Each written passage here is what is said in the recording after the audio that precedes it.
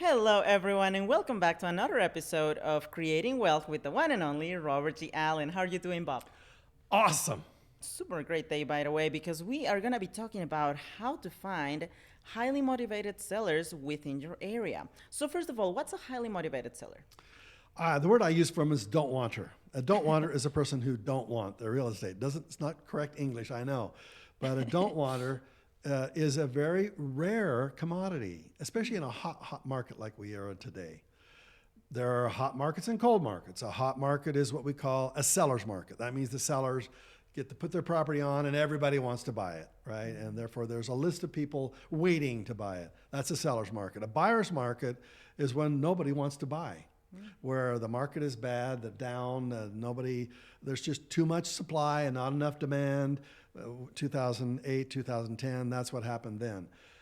And during that time, there are more highly motivated sellers. That's people who are trying to dump their real estate because they've lost faith in the real estate marketplace.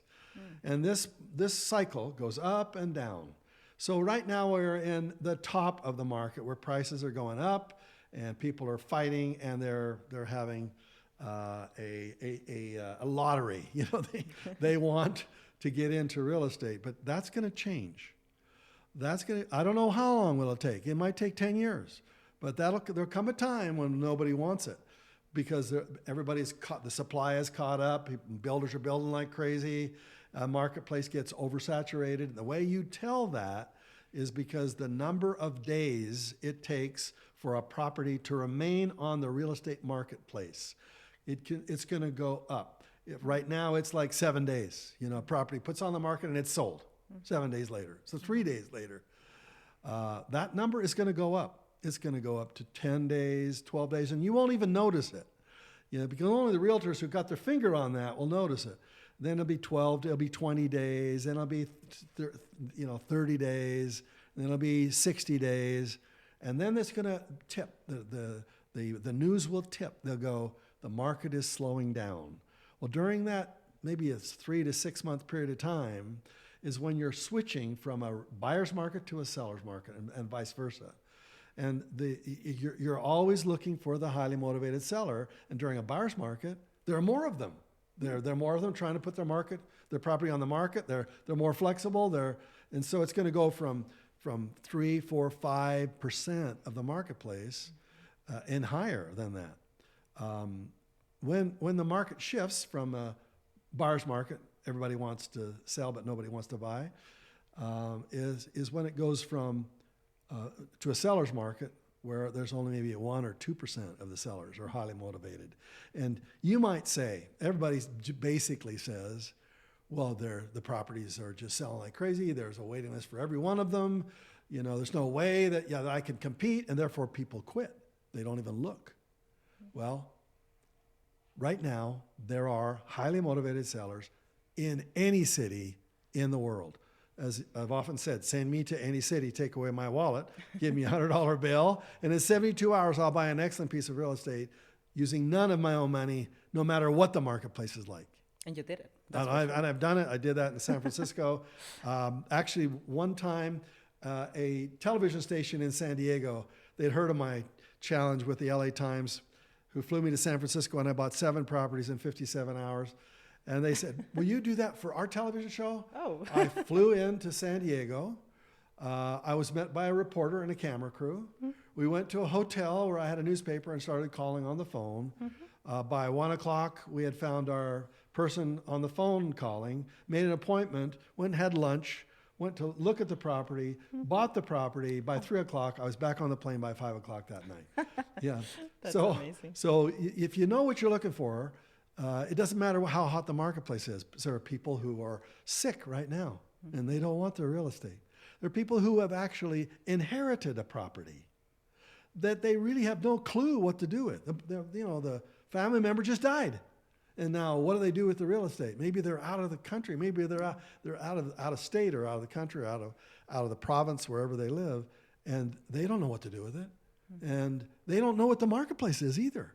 And so sometimes you just stumble into those kinds of opportunities where the seller goes, I need to get rid of this thing. And you go, how about I offer you X? And they go, great. man, that'll just take a huge burden off my shoulders. And they may not know that X price you offered them might be 10% below the market. That if they were to list it with a realtor, the realtor would probably increase the price in the listing because they have to add the commission on the top of it. And so therefore, immediately, that commission makes that property a on the market deal, not a below the market deal. So I only like to deal with realtors when the realtor can get me a good deal, or the realtor can find me a property where I can immediately increase its value by doing one of two things, by either increasing its rent, or number two, increasing its value by fixing it up so that it's more valuable. A little bit of money increases its value a lot. So for most realtors, that's what I'm looking for. Sometimes I want to deal with a for sale by owner. And a for sale by owner, usually it doesn't have that representation where the realtor will add the commission on top, and therefore the property is now become a market property, not a below market property. And sometimes the realtors in the listing will bid the price up. They'll pay them, offer them more than what it's really worth. And therefore, a highly motivated seller is a person who needs to sell, whether with a realtor or without a realtor. So I just gave you some examples. Right. Let me tell you an example of a property that I bought when I was with the LA Times reporter, and they flew me to San Francisco and gave me a $100 bill. I had to buy a property in 72 hours with nothing. I'm going to look for the advertisements, and I'm going to look for, here's the secret. I'm going to look for the small ad. The smaller the ad, the better. If it's a big ad with a beautiful descriptions of the property, that's a retail deal. I don't want retail, I want wholesale. And the wholesale is going to indicate the flexibility of the seller. They're going to actually be willing in the listing with the realtor. They'll list in the content, the comments section. Seller needs to sell, being transferred out of the state. Seller is willing to carry some financing. Seller will be willing to take a motor home as a part of the down payment. Just being willing to offer flexible clues in the listing itself. And like I said, there's only 1% are going to be like that. And so that's what I'm looking for. And I'm going to train my realtor to find those kinds of deals.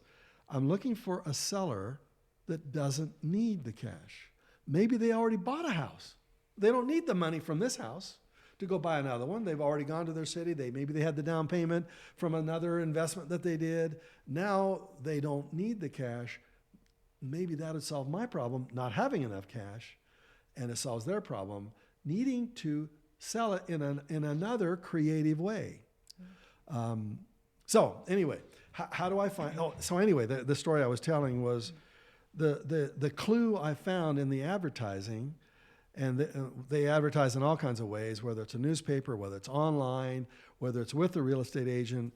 They're people who want to sell are going to let the world know somehow. In this case, he was saying, I'm willing to sell with little or no money down. How about that for a clue? It was literally.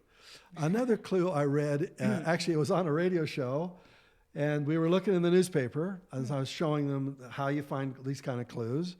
And the clues said in the ad that they saw was, I'm down, kick me. Literally, I read, that is exactly what I read. Oh, wow. I'm down, kick me. So I'm looking for clues like that, and I realized that they're very rare. And most people, as beginners, they just don't get it. They'll find an ad, and it seems like such a beautiful description of this property in a great location, a great condition, and it's got lots of square footage, and it's just been painted, and all of those clues mean it's a retail deal. I want a wholesale deal where the seller is willing to let the cat out of the bag and to tell the world they are flexible for whatever reason. So in this case, the seller in my first property I bought in San Francisco on the LA Times Challenge was a fellow who had bought a property wholesale, had fixed it up with his own money, and it increased its value. It was beautiful. It was well located. It was a good location. He had refinanced it himself and pulled his fix-up money out and his profit money out. He now was sitting, having won already. he had his money back. And now all he wanted was to get a note for the equity. And the note was, his note was $21,000. That was his equity. And he'd already received his cash out through a refinance. So he said, give me a $21,000 note with monthly payments at 10% interest. Therefore, he wanted me to give him a monthly payment option. You know what he did with that note? He then took that note and discounted it. He sold it to a friend of his at a discount. Instead of getting $21,000 over the next 3 years at 10% interest, his buddy bought that note from me. I made the monthly payments to his buddy, and the buyer walked away with cash. He discounted that $21,000 note to like $15,000 in cash. He walks away with $15,000 in cash. Wow. I get in with nothing down. His buddy gets a note giving him 10% interest, and the seller gets $15,000 in cash as a down payment. See how that solved everybody's problem? See, this is creative real estate. This is, and I have, dozens of stories like that, because if you open yourself up to the nothing down concept, you start to see world in a different way. If you're a traditional realtor in retail selling, you don't see these opportunities, and you blame us, the creative people. Back to the realtors. What percentage of people really are qualified to buy and to qualify for a loan? I'll tell you, it's going to be less than half, because half of the people don't even look, because they have assumed that there's no way they can buy, and therefore they don't go looking. But if you were a creative realtor, you would double your clientele. You would tell them, I like to deal with people who buy with little or no money down. You advertise that. And therefore you attract all kinds of people. Sometimes you'll attract somebody who is no way you could help them. They just declared bankruptcy. Sorry, I can't help you. But you can put them on your list. You can send them leads over a period of time. You build your database. If I were you, I would be advertising to be a creative real estate agent who deals, and therefore you would double, triple the kind of people who would walk in your office. And one of those people is going to have a mother, a father, a grandfather, a parent, somebody who has the financial strength, who could help that weak buyer qualify. But because the buyers don't even think that way, therefore you as a creative realtor could have so much more business. You'd be so much richer. And then you can take some of that extra money and go buy real estate with it. Yeah, you can even become an investor yourself. That's right. That's amazing. And yeah, so you were mentioning that you can find it on ads, for example, when you find a person that is not don't wander. But what are some other ways that you can kind of like interview the seller? Because nowadays I see the ads on social media, online, and they are just mentioning pretty much the description of the house. Yeah, right. But they don't mention those characteristics of, they don't. kick me now. That's the So way. how can we do it Most of nowadays? them are retail real estate ads. They're not thinking wholesale. Gotcha. And we are wholesalers. We buy with Is wholesale. there any way, though, that we can convert those retail people into a wholesale? Well, like I say, I want to look for a highly motivated seller because they are trained by life to be more flexible. Gotcha. They have a problem they need solving, and usually it's a time-oriented problem. So I'm going to look for people who deal with people who have problems like that. I'm going to let the word out. If you have a divorced couple who needs to sell their property, I'm a buyer. You let people know. Everybody you talk to, you have it on the back of your business card. Write the number 1000 on the back of your business card. If you have a friend of yours who needs to sell and I buy it, I'll send you $1,000 check as a lead. As a thank you for helping me helping your friend get rid of their property. You're going to look for the banks who foreclose on property. It's less now because banks don't have as many foreclosures, but you go to the foreclosure sale anyway. There's a foreclosure sale in your city. Have you been to it? Well, go to it. Why? Because you're going to meet people who have big amounts of cash, and they're waiting right there to buy a property at the foreclosure sale with cash. And you want to find out who they are, because if perchance you stumble into a great deal in your looking, in your sleuthing out there, and you find a great deal, you can take it to those people with cash. And you can say, I tell you what, I can't qualify to buy this one myself. But you can. I saw you at the foreclosure sale. You had all kinds of cash. Tell you what, why don't you buy this one? Just, pass me off a little bit of finder's fee for it. Give me 10 grand. Give me 5 grand. Eventually, when you start passing off deals like this, eventually you're going to require 50 grand. You're going to say, I want 50% of this deal. But you don't have to be the buyer. You can be the bird dog. There are two kinds of people. There are bird dogs and angels. An angel is a person with lots of cash, lots of cash flow, lots of credit, lots of collateral, really rich, right? That's an angel. And they have the ability to bless your life. A bird dog is a person who, like the hunter, when they go out to hunt for ducks, they have a bird dog. And if they shoot a duck, they sick the dog on the duck, bring the duck back to me. You're a bird dog. So you can find deals like this for other people with cash. I was a bird dog at the beginning of my career. I found deals for people with cash. Eventually, I found enough of those deals that I had enough money for me to buy those deals myself. And eventually, I got good enough where I was the angel. So you're going to be an angel from a bird dog to an angel. That's the path for you, right? That's amazing. And yeah, I feel like that's a really good way to start into real estate, especially when you are like a beginner, because it does give you the starting point for you to become a real estate investor big time later on. Because this is the lie. I don't know why it's in our society, but here is the lie. You hear it all kinds of different ways, but this is the lie. It takes money to make money. And a beginner assumes that means them. If they don't have money, therefore, they can't make money. And that's a lie. That's what I tried to prove when I went to San Francisco, and they took away my wallet, and they bankrupted me. They took away my credit cards, my cash, my everything. I had no money. And therefore, I proved to them that wealth is not money. Wealth is you. Wealth is your persistence, your determination, your creativity, your commitment, your willingness to do whatever it takes to pursue the dream you have for yourself. If you have no money and you believe the lie that it takes money to make money, then you're never going to achieve your dream. But if you believe the truth that you, starting from where you are right now, can create wealth from nothing, being a bird dog for other people's real estate deals, then you can make a fortune for yourself going from a bird dog to an angel.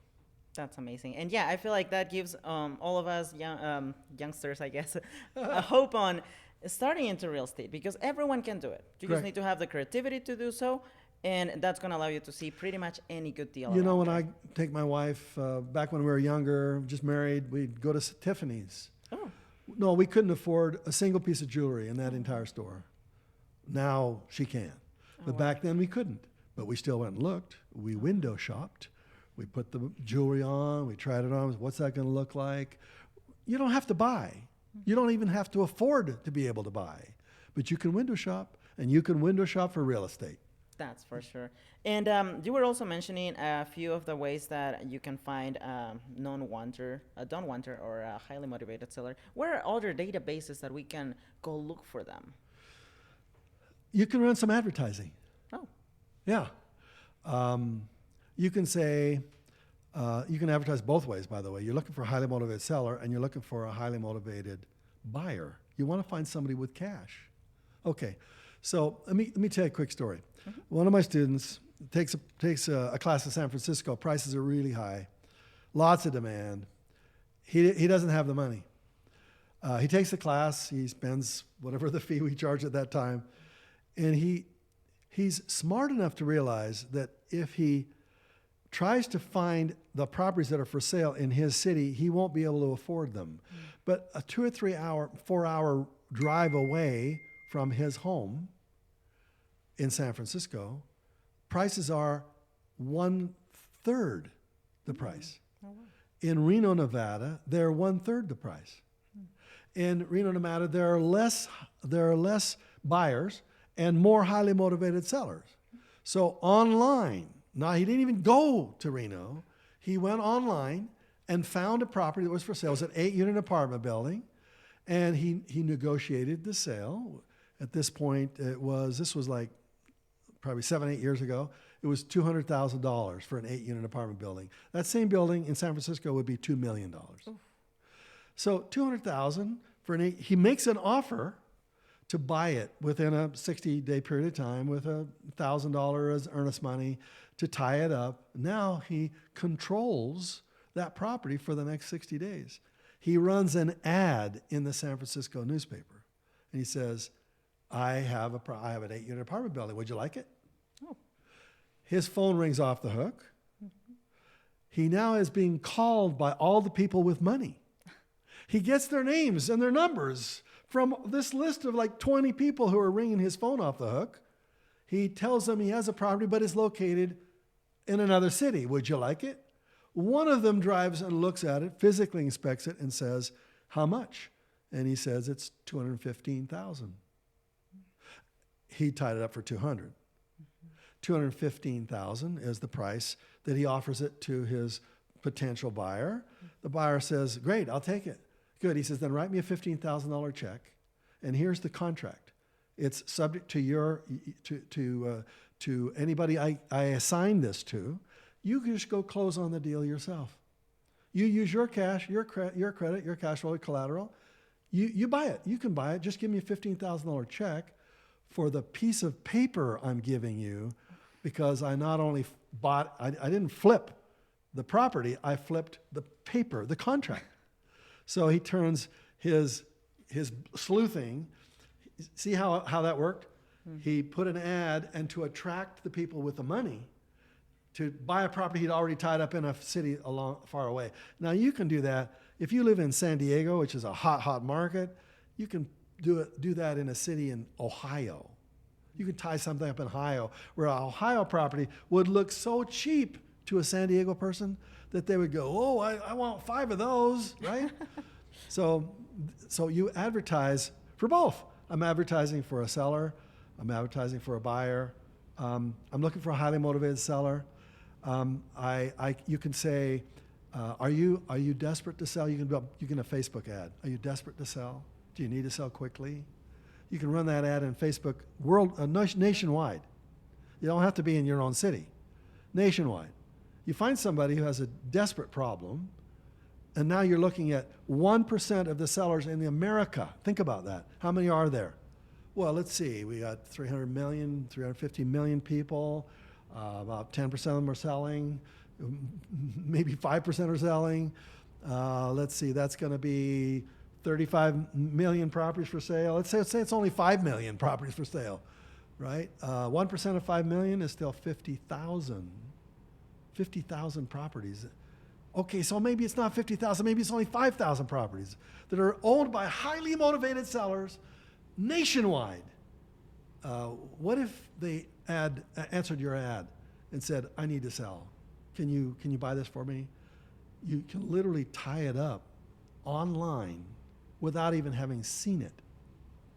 Now, when I bought properties in San Francisco on my challenge, I bought 2 properties from 2 sellers. And this is how I found them. I went to creative real estate agents. In other words, I researched before I got to San Francisco, who is a creative real estate agent who represents these kinds of sellers. And they're very rare. And I was able to find, without calling them in advance, I wasn't preparing myself, but I was able to find in a magazine, by the way, there's a magazine that listed these kinds of realtors. And so from the magazine, I found some realtors who were in that city, and I called them on the phone. I said, have you got any don't wanters? Did I use that language? Have you got any don't wanters? That's amazing. And I feel they like, said, yes, we do. It. We do. We have somebody who has who had bought a trailer home park, and it was a nightmare, and they hated it. All kinds of problems dealing with. And so I asked them, would they like to trade for 2 single-family homes in Sacramento? Oh. And so they got out of this nightmare problem. Now they ended up with 2 free and clear single-family homes in Sacramento, 80 miles away from where I was. And I said to them, would they be willing to take nothing down and have 10% interest on their money? And they said they really don't want the real estate. They just want the cash flow. Yeah, they'll take that deal. And so the realtor even took nothing. The realtor took the cash flow from the commission. They got cash flow too. So I bought 2 houses sight unseen in Sacramento, California. I bought them nothing down. I never saw them. I never have seen them. I owned them, rented it out, and eventually, years later, sold it, made a profit, and got out. What I'm trying to say is that sometimes a realtor, the right kind of realtor, will be a solution to solve a customer's problem in a way that solves my problem too. So there are like 9 different ways of finding highly motivated sellers: running ads in the newspaper, dealing with banks, driving around. I think you should have a buyer's farm, frankly. What is a buyer's farm? That means it's a property with like a mile square.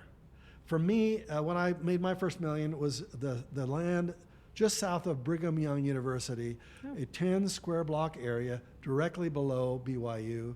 And I went and I got the names of every owner in that square area, and I eventually bought, in that same area, I bought 4 properties that made me $1 million. Oh, wow.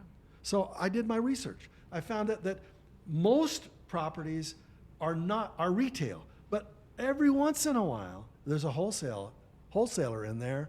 I found 4 of them, and that made me my first $1 million.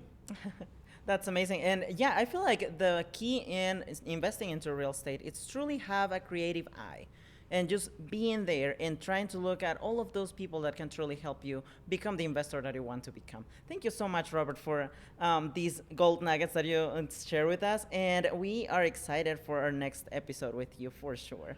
So thank you to all our audience, and we're going to see you in our next episode. Absolutely. See you there.